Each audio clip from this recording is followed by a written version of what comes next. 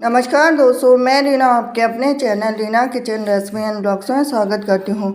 तो कार्तिक माह है, सबसे पवित्र महीना अगर हम 12 महीनों में से मानते हैं तो कार्तिक का महीना पहला ऐसा शुभ दिन है जो कि पूरे महीने भर इसमें काफ़ी महत्व रखते हैं। इसमें हर देवी देवताओं की पूजा की जाती है, भगवान विष्णु से लेकर शिव जी से लेकर लक्ष्मी मैया से लेकर सब तक। तो आज हम जानेंगे सोमवार की व्रत कथा कार्तिक मास की।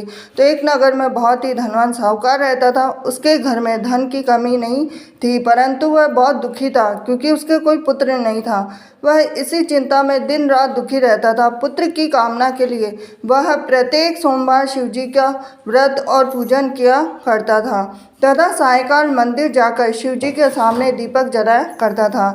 उसके इस भक्ति भाव को देखकर एक समय माता पार्वती ने शिव जी से कहा कि हे नाथ, यह साहूकार आपका अनन्य भक्त है, सदैव आपका व्रत और पूजन बड़ी श्रद्धा से करता है, आपको इसकी मनोकामना पूर्ण करनी चाहिए। शिव जी ने कहा कि हे पार्वती, यह संसार कर्म क्षेत्र है। जैसे किसान खेत में जैसे बीज बोता है वैसे ही फसल काटता है, इसी तरह से मनुष्य संसार में जैसा कर्म करते हैं वैसा ही फल भोगते हैं। माता पार्वती ने अत्यंत आग्रह से कहा कि हे प्रभु, यह आपका अनन्य भक्त है और अगर इसको किसी प्रकार का दुख है तो उसे आपको अवश्य दूर करना चाहिए। आप तो सदैव अपने भक्तों पर दयालु होते हैं और उनके दुखों को दूर करते हैं। यदि आप ऐसा नहीं करेंगे तो मनुष्य आपका पूजन और व्रत क्यों करेंगे।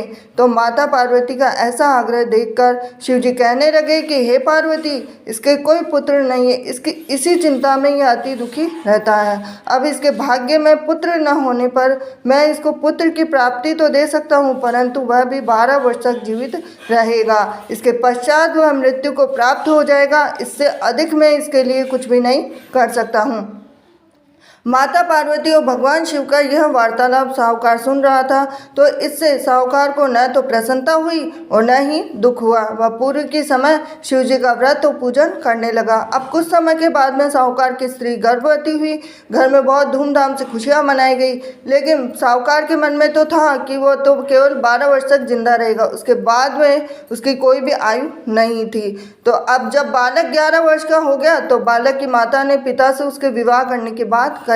अब साहूकार बोला कि अभी तो इसको पढ़ाई लिखाई के लिए काशी भेजो, फिर उसके बाद में इनका विवाह करेंगे। अब साहूकार ने बालक के मामा को बुलाकर उसको बहुत सारा धन देकर बालक को काशी पढ़ने भेज दिया। अब रास्ते में जावे तो यज्ञ ब्राह्मण को करावे, दक्षिणा देते हुए जावे। तो दोनों मामा भांजे यज्ञ करते हुए गए, ब्राह्मण को भोजन कराते हुए गए। अब रास्ते में एक शहर पड़ा और उस शहर के राजा की कन्या का विवाह हो रहा था, परंतु जो राजकुमार विवाह करने के लिए आया था वो तो खुद ही करना था। अब राजकुमार को देख राजकुमारी और उसके माता पिता विवाह में किसी भी प्रकार के अड़चन पैदा ना कर दे, इस वजह से उन्होंने उस सुंदर मनभावन लड़के को देखा तो उनके मन में विचार आया कि क्यों ना इस लड़के को वर के रूप में ढूंढ लिया जाए। तो ऐसे मन में विचार करके राजकुमार के पिता ने उस लड़के और उसके मामा से बात कर ली। अब दोनों राजी हो गए। दूल्हे का वेश बनाकर उनको कपड़े पहनाकर घोड़ी पर बिठा दिया। अब कन्या के द्वार पे पहुंचे तो सभी कार्य उनकी प्रसन्नता से पूर्ण हो गए। अब राजकुमार के पिता ने सोचा कि यदि विवाह का कार्य भी उसी लड़की से करा दिया जाए तो क्यों बुराई है, इसमें कोई बुराई नहीं है। तो ऐसा विचार कर लड़के और उसके मामा से कहा, यदि आप फेरों और कन्यादान के काम को भी करा दें तो आपकी कितनी कृपा होगी। अब सेठ का पुत्र जिस समय जाने लगा तो उसके राजकुमार की चुनरी के पल्ले पर लिख दिया कि तेरा विवाह मेरे साथ हुआ है, परंतु जिस राजकुमार के साथ तुझे भेजेंगे वो तो खुद ही करना है। अब मैं काशी जी पढ़ने जा रहा हूँ। अब सेठ के लड़के के जाने के पश्चात राजकुमारी ने जब अपनी चुनरी पर ऐसा लिखा हुआ पाया तो अंधे राजकुमार के साथ जाने से मना कर दिया। अब उसने अपने माता पिता को सारी बात बता दी और कहा कि यह मेरा पति नहीं है, मेरा विवाह इसके साथ नहीं हुआ, मेरा विवाह तो जिसके साथ हुआ जो काशी जी पढ़ने गया है। अब राजकुमारी के माता पिता ने अपनी कन्या को विदा नहीं किया और बारात वापस चली गई। अब उधर सेठ का लड़का मामा काशी पहुँचे।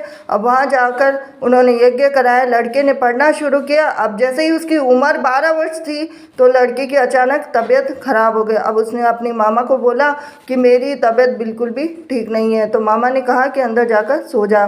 थोड़ी देर में ही उनके प्राण निकल गए। जब उसके मामा ने कहा कि उसका भांजा मृत पड़ा तो रोना पीटना मचा दूंगा, तो यज्ञ का काम अधूरा रह जाएगा। अब यज्ञ का कार्य जैसे ही समाप्त हुआ तो सबने रोना पीटना शुरू कर दिया। अब उधर से माता पार्वती और शिव जी जा रहे थे। जब उन्होंने ज़ोर ज़ोर से रोने की आवाज़ सुनी तो पार्वती जी कहने लगे कि हे नाथ, कोई दुखिया रो रहा है, इसके कष्ट को दूर कीजिए। जब शिव पार्वती वहाँ पहुँचे तो उन्होंने पाया कि वहाँ एक लड़का था, उसको आपने वरदान से उत्पन्न हुआ है। तो शिव जी ने कहा कि हे पार्वती, इसकी आयु इतनी ही थी, वह भोग चुका है। तो पार्वती जी ने कहा कि हे नाथ, इस बालक को और आयु दे दो, नहीं तो इसका माता पिता तड़प तड़प कर ही मर जाएंगे।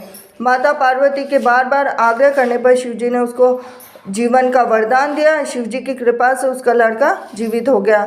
अब इसके बाद में माता पार्वती कैलाश पर्वत चले गए। शिक्षा पूर्ण होने पर जब लड़का और उसके मामा यज्ञ करते हुए ब्राह्मणों को भोजन कराते हुए दक्षिणा देते हुए घर की ओर चले तो रास्ते में उसी शहर में आए और जहाँ उस लड़के का वहाँ की राजकुमारी से विवाह हो रहा था, वहाँ जाकर उन्होंने यज्ञ प्रारंभ किया। लड़के के ससुर जी आए, राजा ने उनको पहचान लिया, महल में ले जाकर उनकी आव भगत की, जैसे दास दासियाँ सहित आदर पूर्वक अपनी राजकुमारी और जवाई को विदा दिया। वहां से विदा होकर सेठ का लड़का अपने मामा और पत्नी सहित उसी तरह यज्ञ कराते हुए ब्राह्मणों को भोज कराते हुए दक्षिणा देते हुए अपने घर के लिए चले गए। घर जाकर लड़की ने अपने माता पिता को सारी बात बताई। इससे वे बहुत ही प्रसन्न हुए। शिव पार्वती, जैसे आपने सेठ और उसके परिवार को दिया वैसे सभी को देना। सोमवार व्रत कथा कहने सुनने हुकारा देने वालों को सबको देना। ये थी आज की सोमवार की व्रत कथा।